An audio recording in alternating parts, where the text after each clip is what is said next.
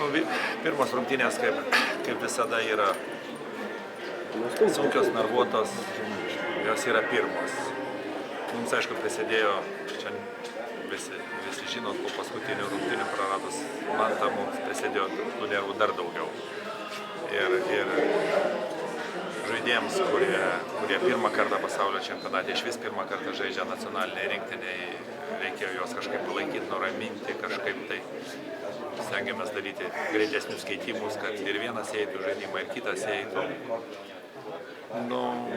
Nesigavo mums pirmas ketvirtis, mes neveikė mūsų gynyba, mums per daug įmetė, mes blogai atakavom pick and rollą, per pertraukėlę ištaisėm, pakeitėm gynybos sistemą, suaktyvinom žymiai, tas pasiteisino ir aišku gerai, kad mes turim ilgą suolelį, daug žaidėjų, mes galime tą daryti, atakuoti varžovus ilgą laiką, to pasiekoje mes laimėjom.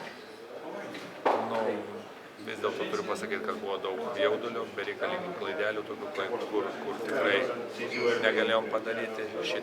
Šitą reikia, aš tikiuosi, kad nuo rungtynių iki rungtynių mes tą ištaisysim ir bus geresnis vaizdelis. Treneri, šiandien tritaškių kažkaip daugiau pasakėm turbūt negu bet kuriuose draugiškose ir kaip tie... Gerai, kad tokiuose rungtynėse mus gelbėjo tritaškiai. Bet aš, kaip ir sakiau, aš labai norėjau, kad žaidėjai būtų prieš čempionatą geroj sportinėje formoje. Ir jeigu pamenam paskutinės rungtynės Mačiulio tritaškius, kad prieš, tai jisai yra pakankamai tokioje formoje. Ir kiti žaidėjai taip daugiau mažiau. Sakau, mums reikia susitvarkyti su jauduliu.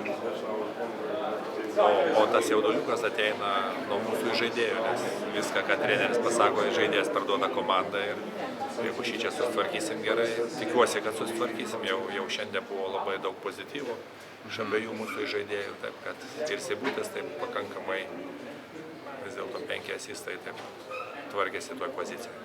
O Krūzas ir jo pasirodymas buvo siurprizas, ar ne? Didelis siurprizas ir kaip parodė tolimesnė rungtynių eiga, jisai per pirmą kėlinuką įmetė 15 taškų ir po to 4 pridėjo, tai reiškia, su juo mes galim tvarkytis.